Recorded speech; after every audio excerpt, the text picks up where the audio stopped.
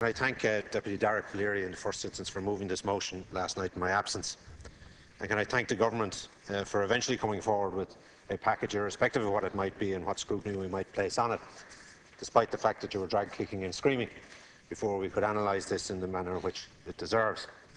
And I don't want to necessarily rehash or go into huge detail about the story that is Irish Water since it was first announced back in March 2012. A story that was clouded in secrecy, where a concerted effort was made by government to withhold information from this House by virtue of non-answer of PQs and by association from the public about the mammoth costs associated with the setting up of Irish Water.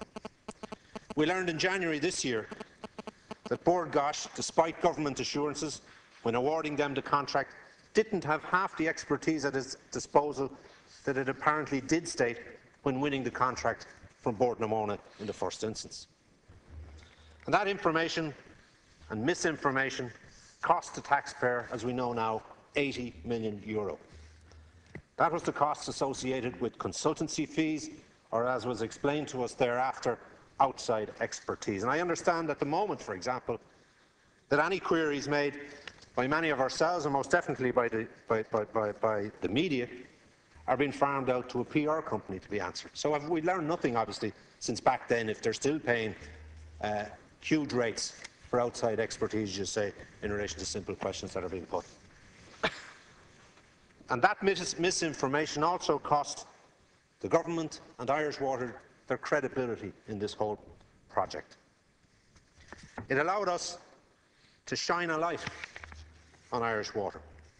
And that light exposed the fact that Irish Water was growing and continues to grow into a supersized bonus-driven quango. A quango of middle and high management ranking and tier that is newly created on top of existing personnel, on top of existing staff and on top of existing expertise which exists in local authorities. And a quango that rushed to create its own corporate identity. A quango that has yet to identify a specific roadmap or a plan, having failed to publish and audit and identify how it would reduce leakage, even if it was reduce it from 40 to, say, for example, 20%. No idea have we yet, as many members have said earlier. No, this quango and this government and those within it from Labour and Fine Gael were always solely interested in inflicting charges as soon as was practically possible. And it had form in that area.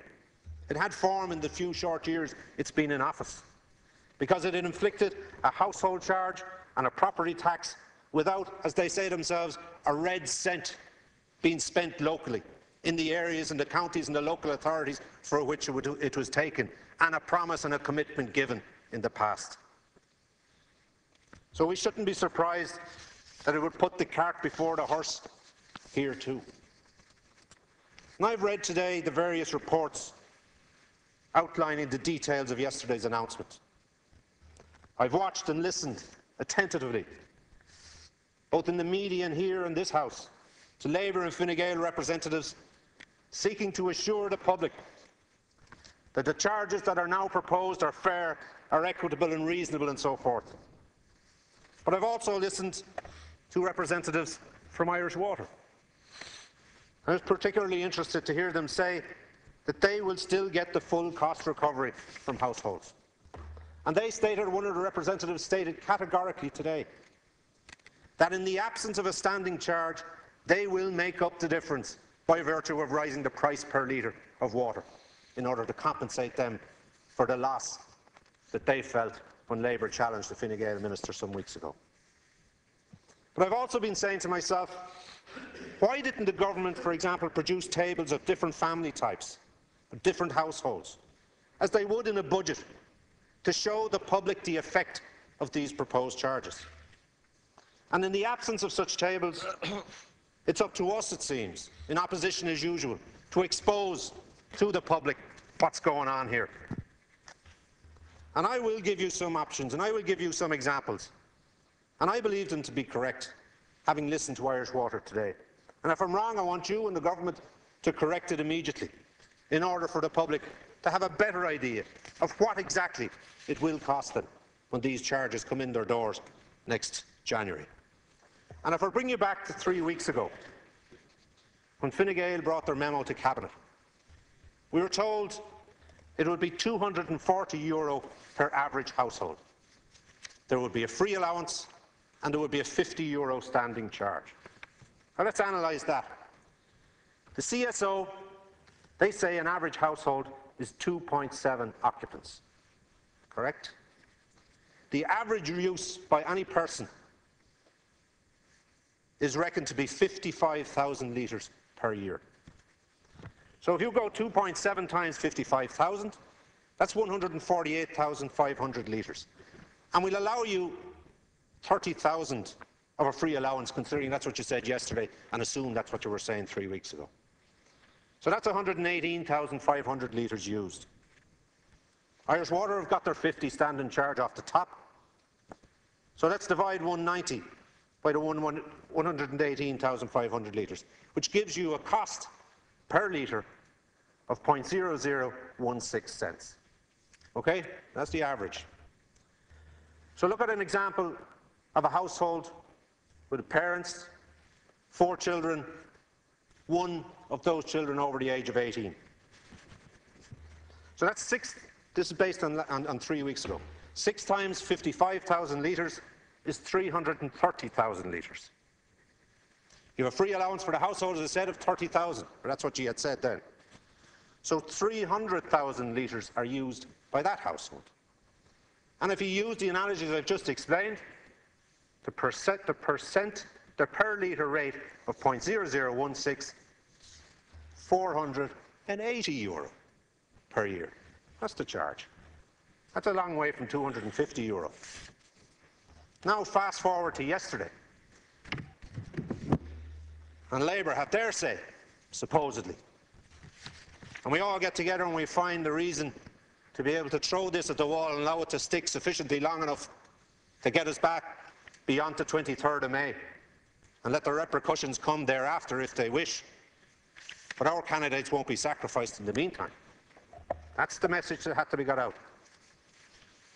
So, let's go back to the average people again. 2.7 occupants per household, 148,500 litres. Less the free allowance per household remains 30,000. Let's assume the 0.7 occupant happens to be under 18.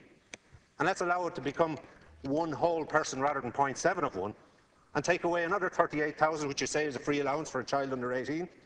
So we've 88,500 litres up to be costed now. Irish Water say they get full cost recovery, so they have to up the rate percent per litre. And it comes out at 0.0027 cent per litre. Okay, so now let's go back to the family of 2 plus 4 with 1 over 18. 330,000 litres used. The free allowance per the household of 30,000.